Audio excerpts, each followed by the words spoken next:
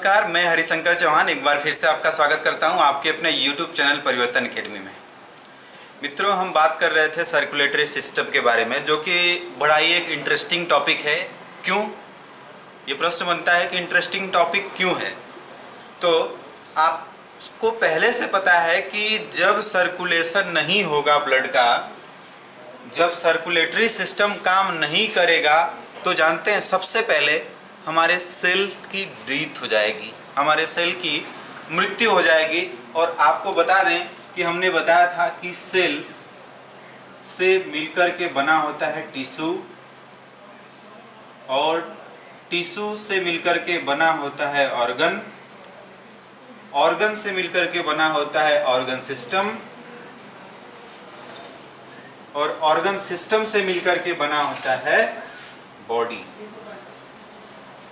मतलब हमारे जो शरीर की आधारभूत इकाई है सेल, अगर इसको फूड नहीं मिलेगा, इसको न्यूट्रिएंट्स नहीं मिलेगा, तो ये काम करना बंद करेगी। और जब सेल काम करना बंद करेगी मतलब आपके टिश्यू काम करना बंद करेंगे, और जब टिश्यू काम करना बंद करेंगे तो ऑर्गन काम करना बंद करेगा, और ऑर्गन जब नहीं काम करेगा तो कोई भी ऑर्गन सिस्टम नहीं काम करेगा। अब जब ऑर्गन सिस्टम नहीं काम कर रहा है तो जाहिर सी बात है आपकी बॉडी में कोई भी हलचल किसी भी प्रकार की नहीं होने वाली है।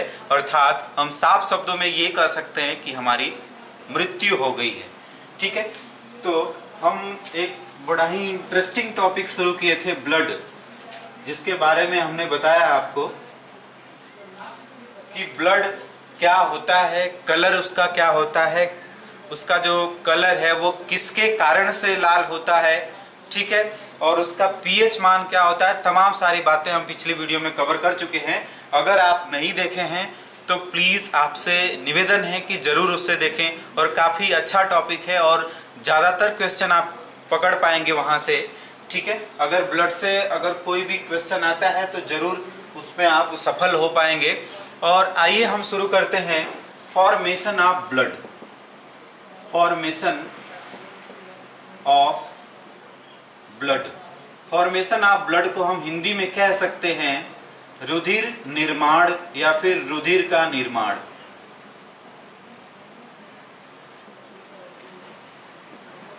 अब देखिए, जब रुधिर के निर्माण की बात आती है कि आखिर जो ब्लड पूरे एक ऑर्गन से दूसरे ऑर्गन तक या फिर हमारे पूरे शरीर के अंदर ये परिसंचरित होता रहता है, ये एक स्थान से दूसरे स्थान तक जाता रहता है, तो इसका निर्माण कहाँ होता है, ये बनता कहाँ पर है। ठीक है, तो जब बात करेंगे कि इसका निर्माण होता है तो बताएंगे हम कि इसका निर्माण होता है अस्थि मज्जा में। अस्थि मज्जा में इसका निर्माण होता है, जिसे हम इंग्लिश में बोन मैरो भी कहते हैं, बोन मैरो। अब ये बोन मैरो क्या है? तो बोन मैरो है हड्डी का वह बीच का खोखला भाग जिसमें रुधिर का निर्माण होता है, उसी को हम क्या बोलते हैं, बोन मैरो। अर्थात किसी भी जो बड़ी हड्डी होती है या फिर छोटी हड्डी होती है, उसमें बीच में खोखला भाग भी पाया जाता है, उसी को हम क्या बोलते हैं, तो उसको हम बोलते हैं बोन मैरो। ठीक है, ये जो खोखला पार्ट होता है हड्डी का, ठीक है, इसे हम क्या कहते हैं, तो ये है बोन मैरो। और जब बात करें कि बोन का हमारे शरीर में क्या काम होता है, तो आप देखेंगे कि बोन से हमारे शरीर को एक स्ट्रक्चर मिलती है। हमारे जो शरीर का ढांचा है वो बनता है किससे? हड्डी से ही बनता है, अस्थियों से ही मिलके हमारा शरीर इतना लंबा है, इतना चौड़ा है। ठीक है, हमारे शरीर के एक स्ट्रक्चर मिलती है। इसके बाद इस हड्डियों का दूसरा काम भी होता है कि जो उनमें खोखला भाग होता है उसमें ब्लड का फॉर्मेशन भी होता है। तो बोन मैरो में ब्लड का क्या होता है? फॉर्मेशन होता है। ठीक है, अगर बात करें, यहाँ से प्रश्न पूछ लिया जाए अगर कि बच्चों में या फिर चाइल्ड में कितनी हड्डियां होती हैं, तो चाइल्ड में होती हैं मोर देन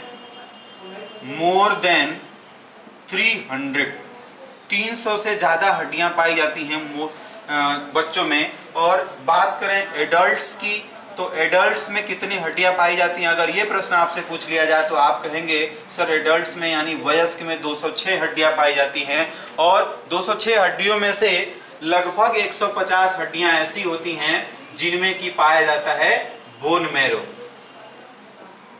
मतलब 150 लगभग ऐसी हड्डियां हैं जो कि जिनमें बोन मैरो पाया जाता है, और जिन हड्डियों में बोन मैरो पाया जाता है उनमें क्या होगा, तो आप सीधी बात बताएंगे कि सर उसमें रुधिर का निर्माण होगा। ठीक है, अब इसके बाद यहां से आपने समझ लिया कि रुधिर का निर्माण कैसे होता है, कहां पर होता है। ठीक है, अब आगे देख लेते हैं कि ब्लड के कंपोनेंट्स क्या क्या हैं। बात करें कि components of blood, components of blood, components of blood का मतलब हम इसे हिंदी में कह सकते हैं रुधिर के घटक, रुधिर के घटक। अब रुधिर के घटक कौन कौन से होते हैं, तो पहले अगर हम इसे दो पार्ट में डिवाइड करें तो ब्लड का एक होता है लिक्विड पार्ट, एक होता है लिक्विड पार्ट और एक होता है सॉलिड पार्ट। मतलब एक इसमें तरल भाग भी होता है, तरल भाग, और दूसरे नंबर पर इसमें कुछ सॉलिड पार्ट भी होते हैं, सॉलिड पार्ट मतलब ठोस भाग। ठीक है, अगर बात करें कि लिक्विड पार्ट जो होता है ब्लड में कितना होता है, तो उसकी मात्रा लगभग 55% हमारा जो ब्लड है वो लिक्विड के रूप में होता है, और हमारा जो 45% लगभग है वो होता है सॉलिड पार्ट में। ठीक है, अब ये जो लिक्विड पार्ट है इसके अंतर्गत आता है प्लाज्मा। इसके अंतर्गत क्या आता है, तो आप बताएंगे प्लाज्मा। और इसके अंतर्गत क्या क्या आते हैं सॉलिड पार्ट में, तो इसमें आती हैं रुधिर कणिकाएं, रुधिर कणिकाएं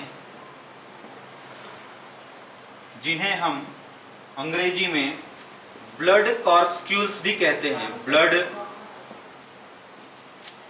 कॉर्पस्क्यूल्स भी कहते हैं। ठीक है, इसमें पाए जाते हैं रुधिर कणिकाएं। और रुधिर कणिकाएं कौन कौन सी होते हैं, तो आप बताएंगे सर रुधिर कणिकाओं के अंतर्गत हम आरबीसी को जानते हैं जिन्हें हम रेड ब्लड सेल्स कहते हैं, डब्ल्यूबीसी को जानते हैं, और इसके बाद प्लेटलेट्स को भी जानते हैं, प्लेटलेट्स।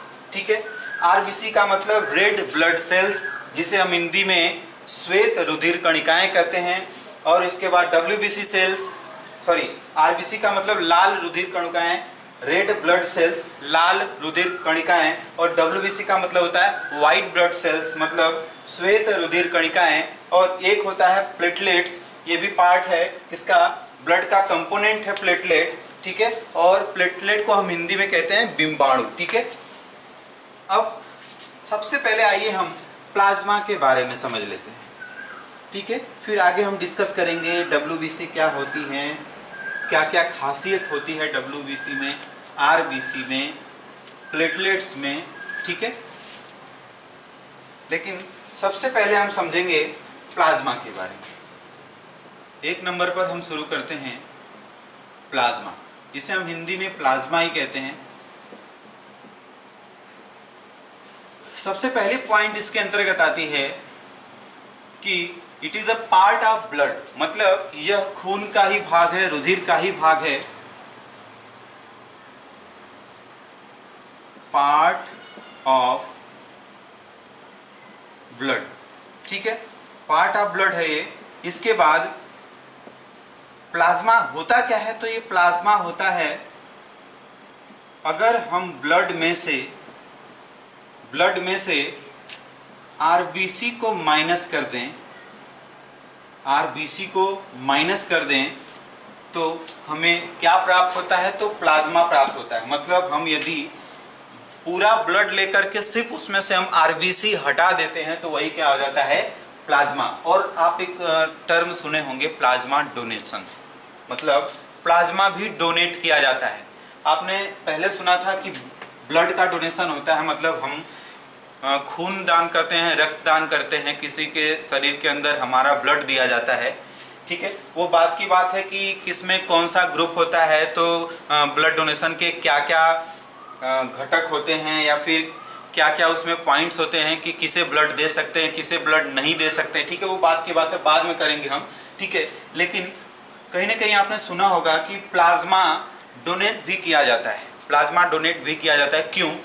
तो ध्यान दीजिएगा कि जो हमारे शरीर का इम्यून सिस्टम है, जो प्रतिरक्षा प्रणाली है, जो हमारे शरीर में अगर कोई भी हार्मफुल एलिमेंट आ जाता है तो उससे जो रोग प्रतिरोधक क्षमता है, कोई भी डिजीज होने लगती है, तो उससे हमारे शरीर में जो कुछ इम्यून सिस्टम भी होता है वो काम करना शुरू कर देता है, उसके विपरीत लड़ाई करता है। और जब हमारा इम्यून सिस्टम कमज़ोर हो जाता है तो हमें बहुत सारी बीमारियां हो सकती हैं या फिर हो जाती हैं। ठीक है, तो जब किसी व्यक्ति की इम्यून सिस्टम बहुत ही अच्छी होती है तो उसका प्लाज्मा अगर आप ले लेते हैं, किसी ऐसे व्यक्ति को आप डोनेट कर सकते हैं, किसी ऐसे व्यक्ति को आप दे सकते हैं प्लाज्मा जिसका इम्यून सिस्टम खराब चल रहा है, इम्यून सिस्टम डैमेज है, तो उसे काफ़ी हेल्प मिलती है अपने शरीर को सुधार करने में। ठीक है, तो ये जो प्लाज्मा डोनेशन का काम होता है ये एक मशीन के थ्रू होता है। आपके शरीर से खून निकाला जाता है, ब्लड निकाला जाता है, फिर एक मशीन में डाला जाता है, वहाँ से आरबीसी को वापस कर दिया जाता है और वहाँ से प्लाज्मा को ले लिया जाता है। ठीक है, और आरबीसी को वापस किया जाता है, जो कि आपको बताएंगे हम कि प्लाज्मा में ज़्यादातर भाग पानी होता है। ठीक है, तो हमारे शरीर में पानी की कमी भी हो सकती है, लेकिन उसके साथ में आरबीसी जब वापस की जाती है मशीन के द्वारा तो उस समय सलाइन भी दिया जाता है। सलाइन में होता क्या है, तो उसमें वाटर प्लस सॉल्ट होता है, मतलब लवण और पानी भी दिया जाता है उसमें आरबीसी को लौटाते समय मशीन के द्वारा। ठीक है, तो ये बात रही प्लाज्मा डोनेशन की। अब बात करते हैं कि इसका कलर क्या होता है। तो इसका कलर होता है लाइट येलो कलर। इसका कलर होता कैसा है, तो लाइट येलो कलर होता है, मतलब हल्का पीला कलर होता है। और हमने बताया था आपको कि हमारे शरीर में चाहे जो भी कलर है वो, या फिर साइंस में कहीं भी अगर आप कलर की बात करेंगे पूरे बियोलॉजी में, तो आपको मिलेगा कि कोई भी कलर है, चाहे वो प्लांट के लीफ का कलर हो या फिर उसके रूट्स का कलर हो या फिर उसके फ्रूट का या फिर फ्लावर का कलर हो। ठीक है, सब में कोई ना कोई एक पिगमेंट होता है जिसके कारण से उसको एक कलर मिलता है। तो ये जो प्लाज्मा है ये लाइट येलो कलर का होता है। किसके कारण होता है, तो ये प्लाज्मा में पाया जाता है बिलिरुबिन।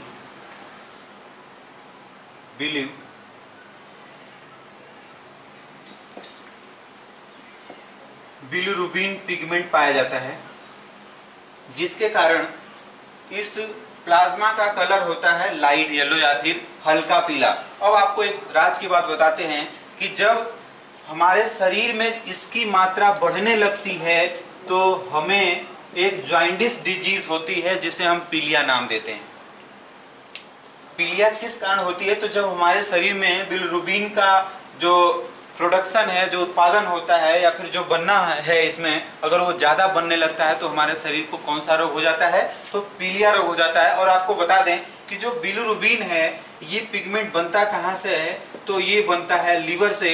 और इस कारण ये कहते हैं कि हमारा लीवर डैमेज हो गया, इस कारण से हमें कौन सा रोग हो गया, तो पीलिया रोग हो गया। ठीक है, अब इसमें जो लीवर है हमारा क्या बनाता है, तो आप कहेंगे सर बाइल जूस बनाता है, जो पाचन में सहायक होता है। बाइल जूस बनाता है जो किस में सहायक होता है, पाचन में सहायक होता है। और बाइल जूस का कलर होता है ग्रीन कलर, मतलब बाइल जूस को हम हिंदी में पित्त रस कहते हैं। पित्त रस इसका ग्रीन कलर होता है। और ग्रीन कलर किस कारण होता है, तो इसमें भी एक पिगमेंट के कारण होता है बाइल जूस का ग्रीन कलर, वो होता है बिलिवर्डिन पिगमेंट के कारण, बिलिवर्डिन कलरिंग पिगमेंट के कारण। ठीक है, तो ये जो लीवर है ये दोनों बनाता है, बिलिरुबिन भी बनाता है और बिलिवर्डिन भी बनाता है। यहाँ से एक आपका क्वेश्चन है कि जो प्लाज्मा है उसका हल्का पीला कलर किस कारण होता है, तो बिलिरुबिन के कारण होता है।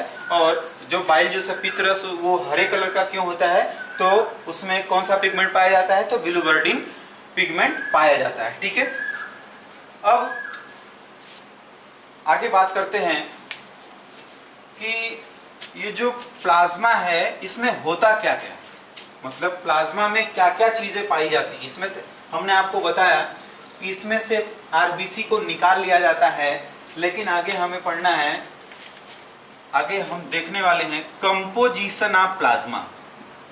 कंपोजिशन ऑफ प्लाज्मा मतलब प्लाज्मा में क्या क्या चीजें पाई जाती हैं। तो सबसे पहले अगर हम बात करें तो इसमें पाया जाता है पानी।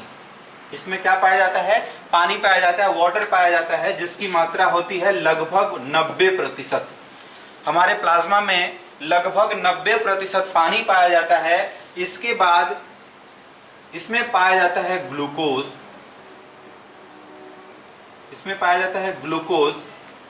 ग्लूकोज के अलावा कुछ मिनरल्स भी होते हैं जो 1% लगभग पाए जाते हैं, लगभग 1% पाए जाते हैं। कौन कौन से है, तो ग्लूकोज और मिनरल्स। ग्लूकोज क्या होता है, इसका फॉर्मूला अगर आपसे पूछे कोई तो C6H12O6, C6H12O6 ये ग्लूकोज का फॉर्मूला है। और जब हमारे सेल को ऑक्सीजन मिलता है तो इसी ग्लूकोज का ब्रेकडाउन मिलता है, जिससे हमारी सेल क्या बनाती हैं, एनर्जी बनाती हैं। ठीक है, ये ग्लूकोज भी पाया जाता है प्लाज्मा में।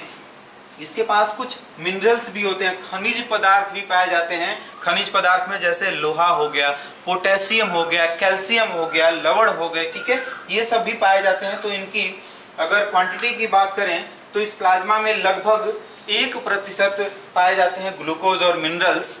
ठीक है, अब इसके बाद आगे इसमें प्रोटीन भी पाया जाता है, इसमें प्रोटीन्स भी पाए जाते हैं। कुछ मुख्य प्रोटीन है इसमें, मैं आपको बता देता हूं, लगभग 9% प्रोटीन पाया जाता है। ठीक है, और प्रोटीन में कौन कौन से प्रोटीन पाए जाते हैं, तो आइए हम देख लेते हैं इसको।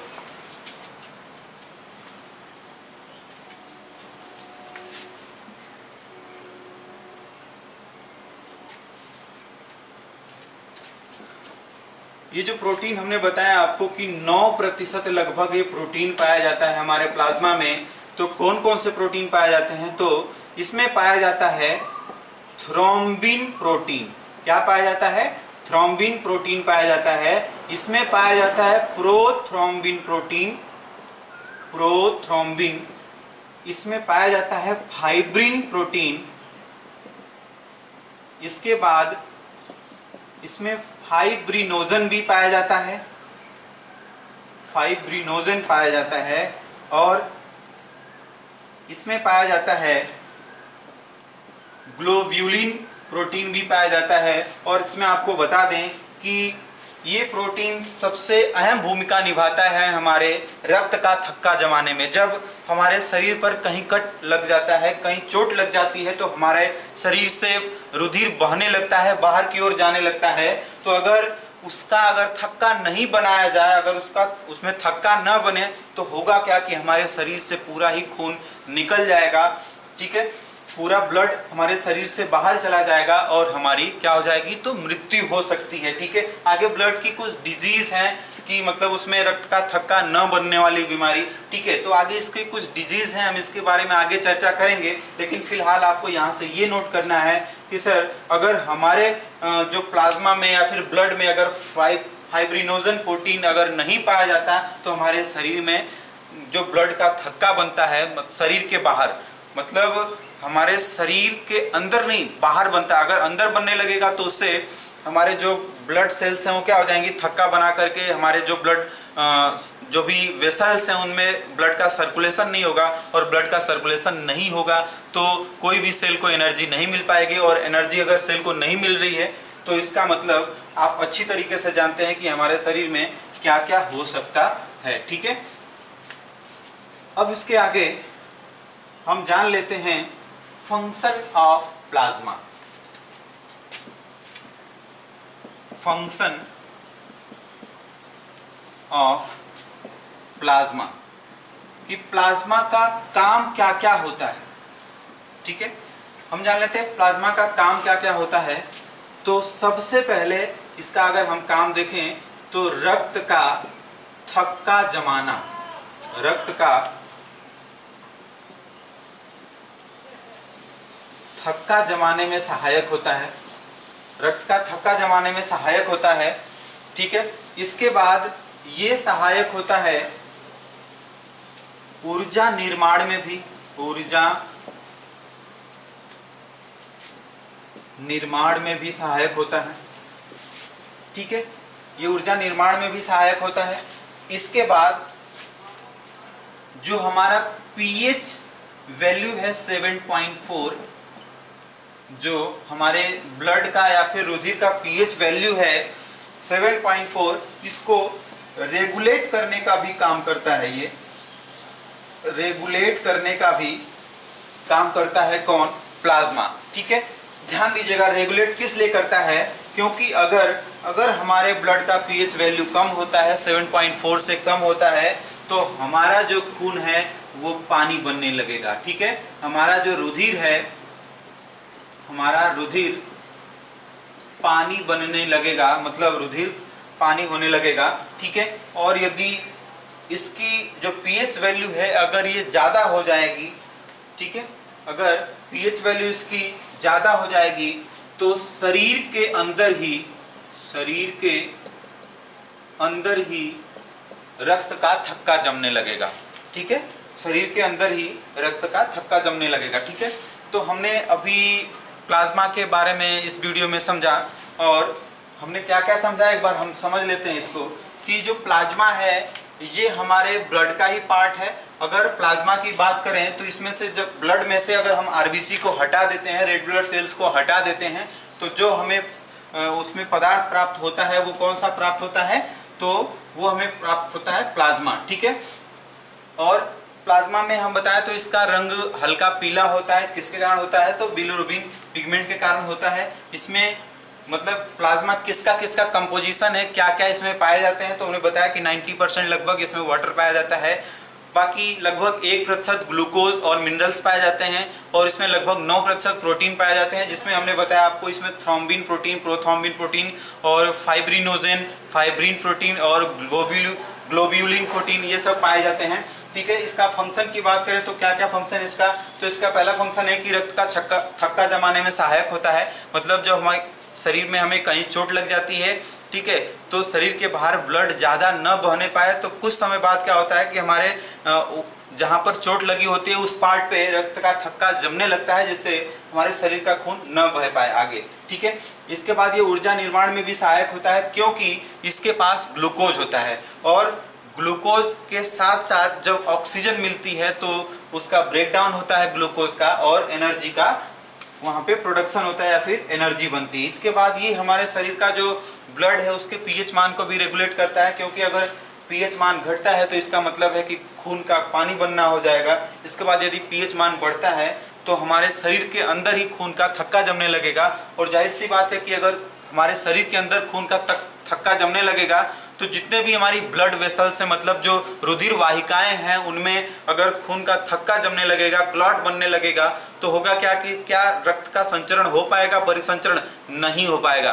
परिसंचरण जब बाधित होगा तो हमारे सेल को एनर्जी नहीं मिलेगी, और हमारे सेल को एनर्जी नहीं मिलेगी तो इसे आप जानते हैं कि जब सेल डेड होगी, मतलब सेल काम करना बंद करेगी, तो इससे हमारा टिश्यू काम नहीं करेगा, और जब टिश्यू काम नहीं करेगा तो ऑर्गन नहीं काम करेगा, और जब ऑर्गन नहीं काम करेगा तो ऑर्गन सिस्टम नहीं काम करेगा। इस तरह से हमारे शरीर की क्या हो सकती है? तो मृत्यु हो सकती है। ठीक है, तो मित्रों, उम्मीद है कि वीडियो आपको काफ़ी अच्छी पसंद आएगी, और काफ़ी ज़्यादा इसमें कंटेंट्स आपको हमने देने का प्रयास किया है। ठीक है, और अब तक आप हमारे साथ जुड़े रहे इसके लिए बहुत बहुत धन्यवाद। आपका समय शुभ हो।